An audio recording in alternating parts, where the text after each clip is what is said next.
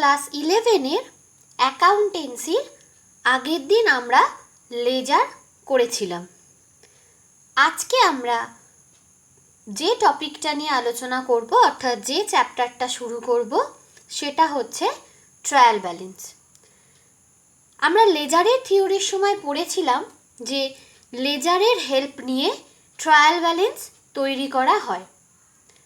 তো আজকে আমরা প্রথমে দেখে নেব কিভাবে লেজার থেকে ট্রায়াল ব্যালেন্স তৈরি করতে হয়। তারপর আমরা ধীরে ধীরে ট্রায়াল ব্যালেন্স চ্যাপ্টারটা শুরু করব এবং তার থিওরি নিয়ে আজকে আমরা আলোচনা করব। লেজার থেকে কিভাবে ট্রায়াল ব্যালেন্স করা হয় সেটা দেখার জন্য আমরা আগের দিন যে জার্নাল আর লেজারটা করেছিলাম সেই লেজার থেকেই ট্রায়াল ব্যালেন্সটা করব। তাহলে প্রথমে দেখো, আগের দিন আমরা যে লেজারটা করেছিলাম সেই লেজারটা আমি নিয়েছি এবং এই লেজার থেকে কিভাবে ট্রায়াল ব্যালেন্স করতে হয় সেটা আমরা এখানে দেখব। তো প্রথমে আমরা ট্রায়াল ব্যালেন্সের প্রোফর্মাটা আগে একটু দেখে নিই। দেখো, ট্রায়াল ব্যালেন্সের প্রোফর্মায় প্রথমে লিখেছি in the books of Subrata, কারণ আগের দিন তোমাদের মনে আছে আগের দিন আমরা যে জার্নালটা পড়েছিলাম সেটা সুব্রতর বইয়ে ছিল।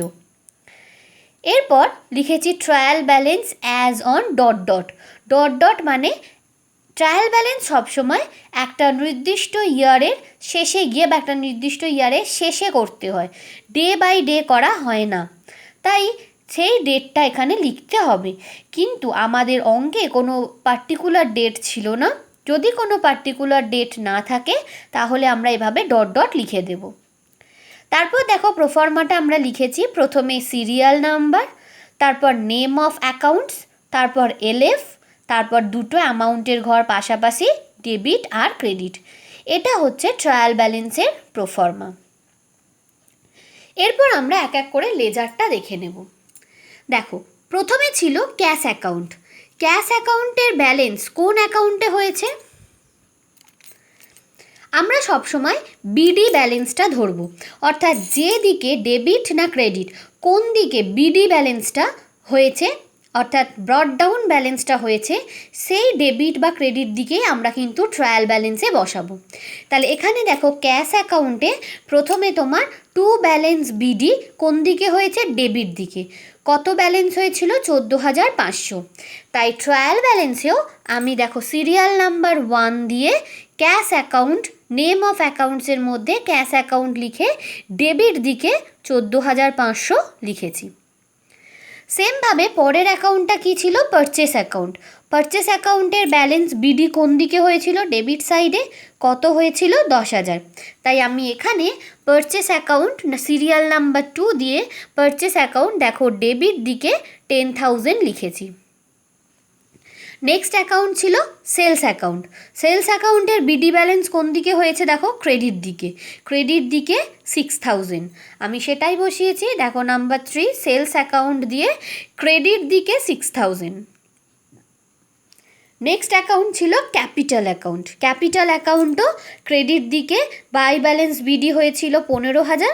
আমি ট্রায়াল ব্যালেন্সেও নাম্বার 4 মানে সিরিয়াল নাম্বার 4 দিয়ে ক্যাপিটাল অ্যাকাউন্ট 15,000 বসিয়েছি।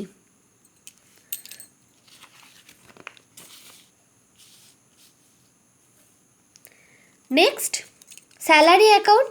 স্যালারি অ্যাকাউন্টের ব্যালেন্স কোন দিকে হয়েছে? ডেবিট দিকে 500। আমি এখানেও দেখো ডেবিট দিকে 500, স্যালারি অ্যাকাউন্ট ডেবিট দিকে 500। এ মিত্র অ্যাকাউন্ট ক্রেডিট দিকে 4,500, এখানেও আমি তাই বসিয়েছি ক্রেডিট দিকে 4,500। Return outward account 500, return outward account credit দিকে 500। আর ড্রয়িংস অ্যাকাউন্ট ডেবিটে 1,000, এখানেও আমি ড্রয়িংস অ্যাকাউন্ট ডেবিটে 1,000 বসিয়েছি।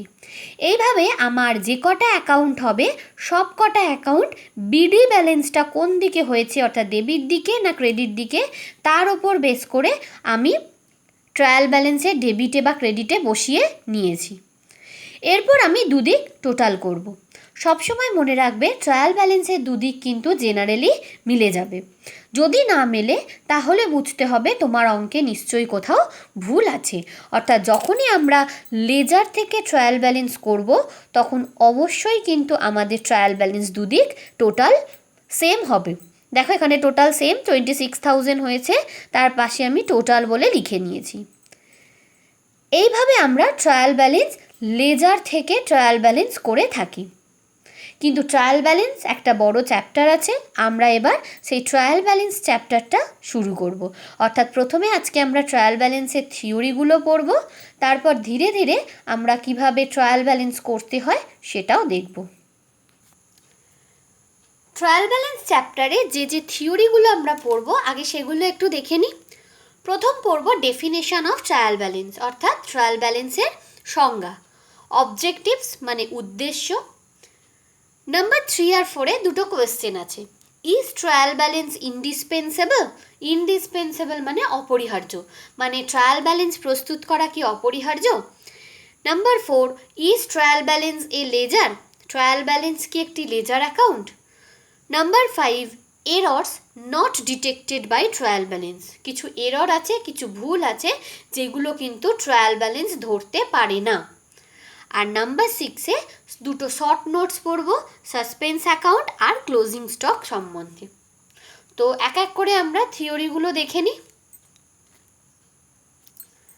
ফার্স্ট আমরা ট্রায়াল ব্যালেন্সের ডেফিনেশনটা দেখে নিই।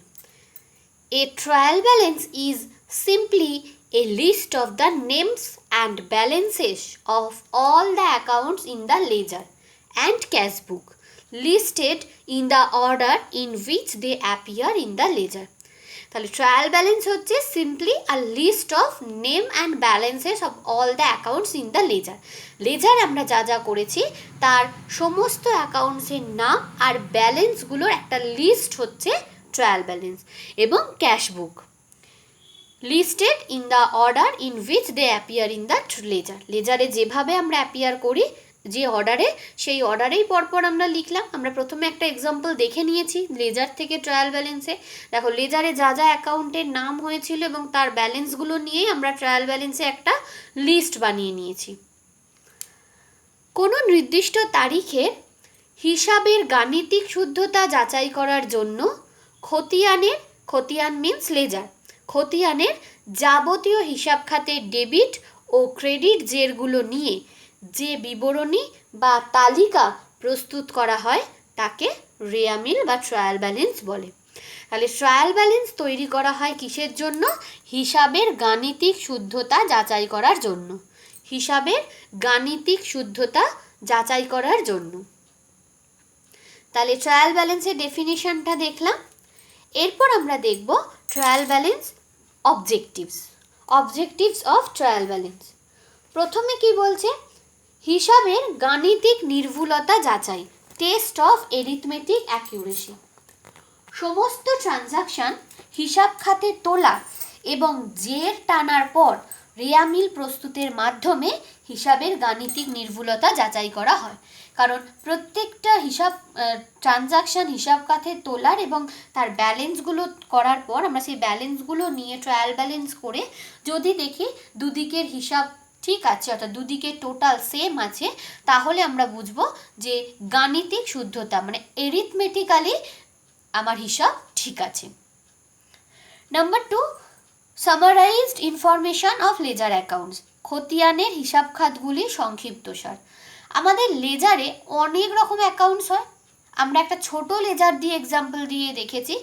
একটা প্রতিষ্ঠানের অনেকগুলো লেজার অ্যাকাউন্টস করতে হয়। তো প্রত্যেকটা লেজার অ্যাকাউন্টসের একটা সামারাইজড ভার্সন আমরা ট্রায়াল ব্যালেন্সে দেখি, অর্থাৎ প্রত্যেকটার অ্যাকাউন্ট ব্যালেন্সগুলো নিয়ে ব্যালেন্সগুলো নিয়ে একটা স্টেটমেন্ট হচ্ছে ledger trial balance. Number 3, detection and rectification of errors. ভুল নির্ণয় ও সংশোধন।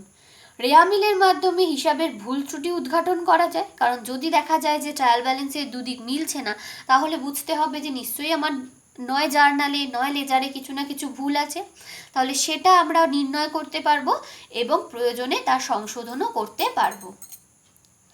নাম্বার 4, চূড়ান্ত হিসাব প্রস্তুতের ভিত্তি, basis of preparation of final accounts. হিসাবকালের শেষে যে ফাইনাল অ্যাকাউন্টস প্রস্তুত করতে হয় তার ভিত্তি হচ্ছে রেয়ামিল, অর্থাৎ এই ট্রায়াল ব্যালেন্সের হেল্প নিয়েই কিন্তু বছরের শেষে গিয়ে ফাইনাল অ্যাকাউন্ট প্রস্তুত করা হয়। তাহলে আমরা এগুলো কিন্তু পর দেখো স্টেপ বাই স্টেপ, প্রথমে জার্নাল করা হয়, জার্নালের হেল্প নিয়ে লেজার করা হয়, লেজারের হেল্প নিয়ে ট্রায়াল ব্যালেন্স, এবং ফাইনালি ট্রায়াল ব্যালেন্সের হেল্প নিয়ে কিন্তু বছরের শেষে গিয়ে ফাইনাল অ্যাকাউন্ট প্রস্তুত করা হয়। Number 5, saving of time and labour, সময় ও শ্রমের সাশ্রয়। খতিয়ানের যাবতীয় হিসাবগুলির জের একসঙ্গে আমরা ট্রায়াল ব্যালেন্সে পাই। তার ফলে কি হয়, যখন আমি ফাইনাল অ্যাকাউন্ট প্রস্তুত করব তখন আমাদের সময় ও শ্রমের অনেকটাই সাশ্রয় হয়। তা না হলে ওই অতগুলো লেজার থেকে আমাকে কিন্তু খুঁজে খুঁজে ব্যালেন্সগুলো বার করে ফাইনাল অ্যাকাউন্ট প্রস্তুত করতে হতো। ট্রায়াল ব্যালেন্সের মাধ্যমে যেহেতু আমরা টোটাল জেরগুলো, যে সব কটা অ্যাকাউন্টসের যে ব্যালেন্সগুলো সেগুলো একসাথে পেয়ে যাই, ফলে কিন্তু আমাদের সময় ও শ্রমের দুটোরই সাশ্রয় হয়। Number 6, perfect application of double entry system, দুতরফা দাখিলা পদ্ধতির যথাযথ প্রয়োগ। এই ট্রায়াল ব্যালেন্সে ডেবিট ও ক্রেডিট পরিমাণ ঘরের যোগফল সমান হলে দুতরফা দাখিলা পদ্ধতির যথাযথ প্রয়োগ হয়েছে বলেই কিন্তু নিশ্চিত হওয়া যায়। তাহলে এইগুলো হচ্ছে objectives of trial balance. Next যে কোশ্চেনটা আছে, ইজ ট্রায়াল ব্যালেন্স ইনডিসপেন্সেবল, অর্থাৎ ট্রায়াল ব্যালেন্স তৈরি করা কি অপরিহার্য। দেখো এইমাত্র আমি বললাম যে হিসাব খাতের জেরগুলো নিয়ে গাণিতিক শুদ্ধতা যাচাই করার জন্যই রেয়ামিল প্রস্তুত করা হয়, অর্থাৎ ট্রায়াল ব্যালেন্সের লেজারের যে ব্যালেন্সগুলো সেগুলো নিয়ে তার পুরো যে আমার হিসাব ঠিক আছে, এরিথমেটিক্যালি ঠিক আছে, সেটা যাচাই করার জন্যই কিন্তু ট্রায়াল ব্যালেন্স প্রস্তুত করা হয়। যদি আমার ট্রায়াল ব্যালেন্স মিলে গেলে ধরে নেওয়া হয় যে ডাবল এন্ট্রি সিস্টেম অনুযায়ী সমস্ত লেনদেন সঠিকভাবে সমস্ত হিসাব খাতে লেখা হয়েছে। কিন্তু হিসাবের নির্ভুলতা সম্বন্ধে যদি কোনো সন্দেহ না থাকে, যে আমি যদি মনে করি যে হ্যাঁ আমার হিসাব ঠিক আছে, আমার কোনো সন্দেহ নেই, তাহলে কিন্তু এই ট্রায়াল ব্যালেন্স প্রস্তুত না করেও চূড়ান্ত হিসাব প্রস্তুত করা যায়। কিন্তু বাস্তবে একাধিক হিসাবরক্ষকের সাহায্যে হিসাবের বই প্রস্তুত হয় বলে হিসাব বইয়ের নির্ভুলতা সম্বন্ধে নিশ্চিত থাকা যায় না। তাই চূড়ান্ত হিসাব প্রস্তুতের আগে রেয়ামিল প্রস্তুত করে নিলে হিসাবরক্ষকরা হিসাবের গাণিতিক শুদ্ধতা সম্বন্ধে নিশ্চিত থাকতে পারেন। তাই বলা যায় যে এই ট্রায়াল ব্যালেন্স প্রস্তুত করা অপরিহার্য না হলেও হিসাবরক্ষকেরা এটি প্রস্তুত করা প্রয়োজনীয় বলেই মনে করেন। তাহলে কি বলেছে, it is a mere statement prepared by the accountants for his own convenience, মানে অ্যাকাউন্টেন্টরা তার নিজেদের কনভেনিয়েন্সের জন্য এটা তৈরি করে থাকে। And if it agrees it is assumed that at least arithmetical accuracy has been done although there may be a lot of errors. কারণ ট্রায়াল ব্যালেন্স আমরা এরপরেই পড়ব, ট্রায়াল ব্যালেন্স মিলে যাওয়া মানেই যে কোনো এরর নেই সেটা কিন্তু বলা যায় না। এমন অনেক এরর আছে যেগুলো কিন্তু ট্রায়াল ব্যালেন্স ধরতে পারে না, অর্থাৎ সেই এররগুলো থাকা সত্ত্বেও আমাদের ট্রায়াল ব্যালেন্স মিলে যেতে পারে। তো সেগুলো আমরা পরে পড়ব, কিন্তু আমরা আপাত দৃষ্টিতে দেখে বলি যে হ্যাঁ এরিথমেটিক্যাল অ্যাকিউরেসি আছে। তাই বলা হয় trial balance is not a process of accounts but it's preparation helps us to finalise the accounts. তাই বলা যায় যে ট্রায়াল ব্যালেন্স তৈরি করা অপরিহার্য নয়, কিন্তু অ্যাকাউন্টেন্টরা তাদের নিজেদের সুবিধার জন্য, তাদের নিজেদের প্রয়োজনে ট্রায়াল ব্যালেন্স তৈরি করে থাকে। তাহলে নাম্বার 3 কোশ্চেনটা হলো যে ইজ ট্রায়াল ব্যালেন্স ইনডিসপেন্সেবল।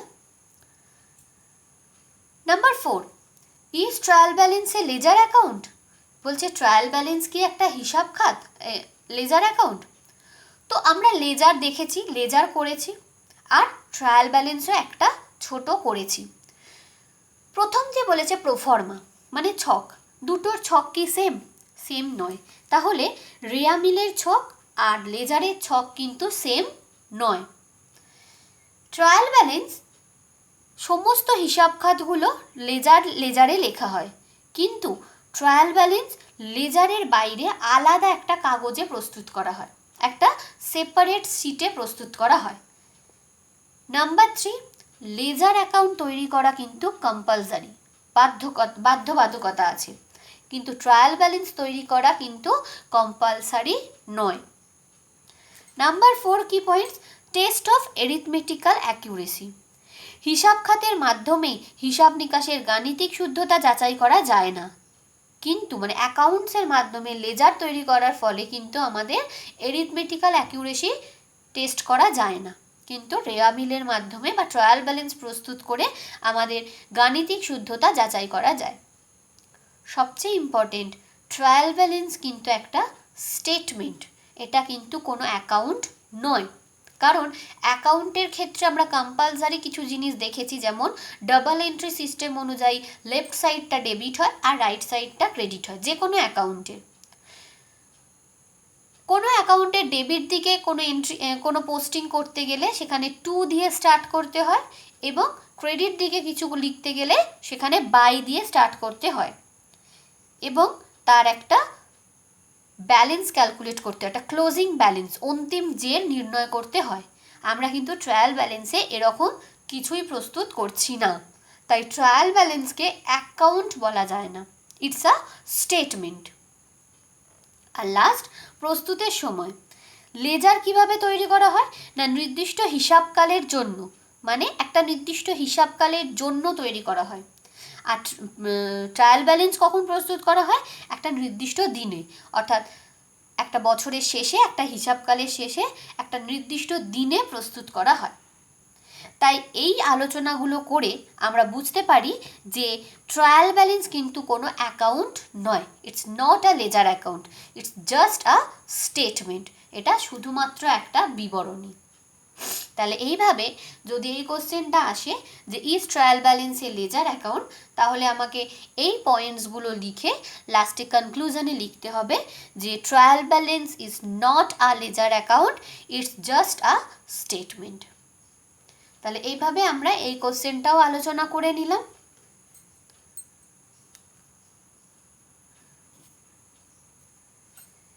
এরপরে আমরা যে টপিকটা নিয়ে আলোচনা করব বা যে কোশ্চেনটা নিয়ে, errors not detected by trial balance. কিছু কিছু এরর আছে যেগুলো কিন্তু ট্রায়াল ব্যালেন্স ডিটেক্ট করতে পারে। কি কি সেগুলো?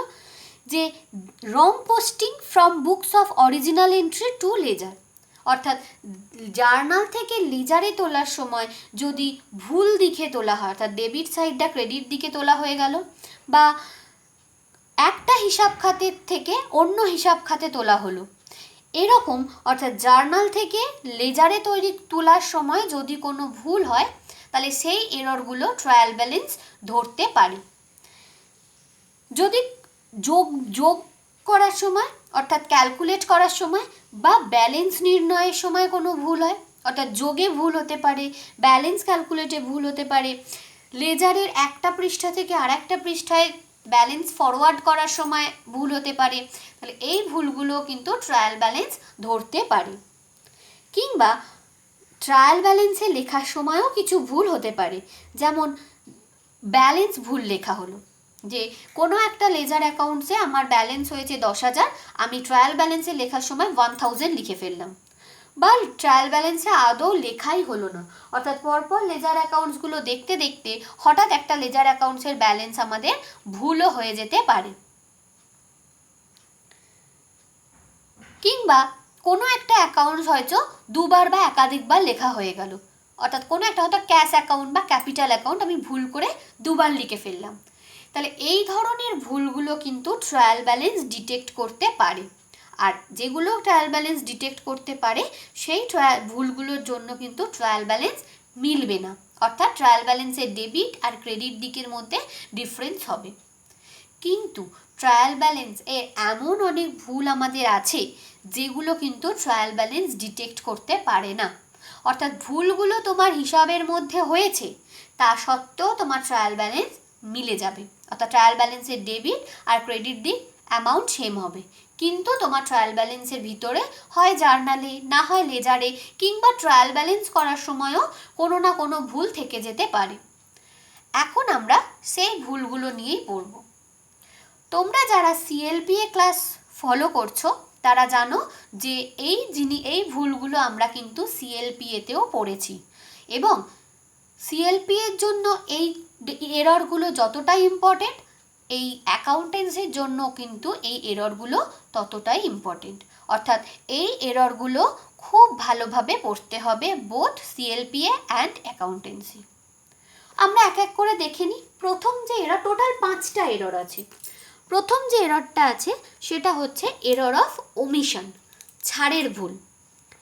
When some transactions are completely omitted from the books of accounts or entered but not posted, they are treated as error of omission. মানে যদি কোনো ভুল, যদি কোনো ট্রানজাকশান, যদি কোনো লেনদেন হিসাব বইতে আদৌ লেখা হলো না, অর্থাৎ ট্রানজাকশানটা কোনো একটা ডেটে ঘটেছে, আমি জার্নালেই সেটা লিখলাম না, তাহলে জার্নালে যদি সেই ট্রানজাকশানটা না ওঠে তাহলে সেটা লেজারেও লেখা হবে না, এবং লেজারে না উঠলে ট্রায়াল ব্যালেন্সেও লেখা হবে না। কিংবা আর একটা দেখো বলছে or entered but not posted. Entry কোথায় হয়? জার্নালে, মানে এন্ট্রি হয়েছে, জার্নালে এন্ট্রি হয়েছে, বাট নট পোস্টেড। পোস্টিং কোথায় হয়? লেজারে। তাহলে জার্নালে আমি লিখেছি কিন্তু আমি লেজারে তুলতে ভুলে গেছি, সেই ভুলগুলোকে বলে ছাড়ের ভুল। যেমন দেখো একটা example, good sold to Sanjay ₹2000 on credit. এই ট্রানজাকশানটা not recorded in the books. তাহলে হিসাব বইতে লেখা হলো না মানে তার ডেবিট দিকেও লেখা হলো না, ক্রেডিট দিকেও লেখা হলো না। তাহলে ডেবিটেও আমার 2000 টাকা কম দেখাবে, ক্রেডিটেও আমার 2000 টাকা কম দেখাবে, কিন্তু তা সত্ত্বেও তো ট্রায়াল ব্যালেন্স মিলে যাবে, কারণ দুদিকেই আমার সেম অ্যামাউন্ট কম হচ্ছে। তাই জন্য the trial balance will not be affected. এই ভুলটার জন্য কিন্তু ট্রায়াল ব্যালেন্সে কোনো এফেক্ট পড়বে না, মানে ট্রায়াল ব্যালেন্স তোমার মিলে যাবে, কিন্তু তোমার টোটাল 2000 টাকা কম হবে। এই এররটাকে বলা হচ্ছে এরর অফ ওমিশন, ছাড়ের ভুল। নাম্বার 2তে কি বলছে? এরর অফ কমিশন, কার্যমূলক ভুল। These types of errors occur due to the negligence of the bookkeeper, clerk or accountant. অর্থাৎ হিসাব রাখতে গিয়ে ক্লার্কের দ্বারা বা বুককিপার বা অ্যাকাউন্টেন্টের দ্বারা নেগলিজেন্সের জন্য যে ধরনের ভুল হয় সেটাকে বলা হয় কার্যমূলক ভুল। এই ভুলটা বিভিন্ন রকম হতে পারে। কি বলেছে দেখো, entering the wrong amount in the correct subsidiary book. অর্থাৎ জার্নালে বা লেজারে রং অ্যামাউন্ট লিখে ফেলেছি। আমার 10,000 অ্যামাউন্ট হওয়ার কথা, আমি ভুল করে 1000 লিখে ফেলেছি, বা 1 লাখ লিখে ফেলেছি, সেটা আমার error of commission. Posting the correct amount to a wrong subsidiary book. Correct amount লিখেছি কিন্তু ভুল করে অন্য কোনো হিসাব খাতে লিখে ফেলেছি। অর্থাৎ হয়তো পারচেস টু ক্যাশ হবে, আমি ভুল করে পারচেস অ্যাকাউন্টে না লিখে সেলস অ্যাকাউন্টে লিখে ফেলেছি। তাহলে অ্যামাউন্ট ঠিক লিখেছি, 5000 যদি অ্যামাউন্ট আমি 5000ই লিখেছি, কিন্তু পারচেস অ্যাকাউন্টে না লিখে সেলস অ্যাকাউন্টে লিখে দিয়েছি। Posting the wrong amount to the correct side of the account. Correct সাইডে লিখেছি, মানে আমি যখন লেজার করব যে পারচেস টু ক্যাশ, আমি পারচেসের ডেবিট দিকে টু ক্যাশে লিখেছি কিন্তু রং অ্যামাউন্ট লিখে ফেলেছি, সেটা হতে পারে। Posting a correct amount to the wrong side of the account. Amount correct লিখেছি কিন্তু রং সাইডে লিখেছি, মানে ধরো পারচেস অ্যাকাউন্ট ডেবিট টু ক্যাশই, মানে আমি পারচেস অ্যাকাউন্টের ডেবিট দিকে টু ক্যাশ না লিখে ভুল করে ক্রেডিট দিকে বাই ক্যাশ লিখে দিয়েছি, কিন্তু অ্যামাউন্ট ঠিক লিখেছি, কারেক্ট অ্যামাউন্ট লিখেছি, কিন্তু আমার সাইড ভুল হয়েছে, ডেবিট সাইডের বদলে আমি ক্রেডিট সাইডে লিখে দিয়েছি। Number errors in calculating. যোগ করতে ভুল হয়েছে বা ব্যালেন্সিং করতে, জের নির্ণয় করতে ভুল হয়েছে, এই সব ভুলগুলোকেই কিন্তু বলা হয় এরর অফ কমিশন, কার্যমূলক ভুল, যেটা কিসের জন্য হয়? ক্লার্ক, অ্যাকাউন্টেন্ট বা বুককিপারের নেগলিজেন্সের জন্য হতে পারে। তাহলে এটা হচ্ছে এরর অফ কমিশন। নাম্বার 3তে কি বলেছে? এরর্স অফ মিসপোস্টিং, বেদাখিলার ভুল। When wrong posting is made to a wrong account instead of a correct one, although amount is correctly recorded. মানে কোনো লেনদেন জাবেদা থেকে খতিয়ানে, মানে জার্নাল থেকে যখন আমি লেজারে লিখছি তখন কারেক্ট অ্যাকাউন্টের বদলে সেখানে না লিখে আমি সমজাতীয় অন্য কোনো হিসাব খাতে লিখে ফেলেছি, কিন্তু সঠিক দিকে সঠিক পরিমাণে লিখেছি। সেই এররটাকে বলা হয় এরর্স অফ মিসপোস্টিং। যেমন দেখো একটা এক্সাম্পল দিয়েছি, ক্যাশ পেড টু বিজয় ₹2000। আমার জার্নাল কি হয়? Bijoy account debit to cash, cash paid to Bijoy, Bijoy account debit, কারণ বিজয় তোমার ক্যাশটা পাচ্ছে আর আমার বিজনেস থেকে ক্যাশ চলে যাচ্ছে 2000। আমি যখন লেজারে তুলব তখন আমার অ্যাকচুয়ালি কারেক্টলি কী হওয়া উচিত? বিজয় অ্যাকাউন্টের ডেবিটে টু ক্যাশ অ্যাকাউন্ট আর ক্যাশ অ্যাকাউন্টের ক্রেডিটে বাই বিজয় অ্যাকাউন্ট, এটা আমার হওয়া উচিত। কিন্তু আমি ভুল করে বিজয় অ্যাকাউন্টে ডেবিট দিকে না লিখে আমি রংলি সুজয় অ্যাকাউন্টের ডেবিট দিকে টু ক্যাশ অ্যাকাউন্ট 2000 বলে লিখে ফেলেছি। সাইড ঠিক, ডেবিট দিকে হয়, ডেবিট দিকেই লিখেছি এবং অ্যামাউন্টও ঠিক, কিন্তু আমি ভুল করে এক হিসাব খাতের বদলে অর্থাৎ বিজয় অ্যাকাউন্টের বদলে সমজাতীয় একটি হিসাব খাত, দুজনেই ডেটার্স আমার হিসাবে, তাহলে বিজয় অ্যাকাউন্টে না লিখে আমি ভুল করে সুজয় অ্যাকাউন্টের ডেবিট দিকে লিখে দিয়েছি। তাহলে এর ফলে কি ট্রায়াল ব্যালেন্সের কিছু ভুল হবে?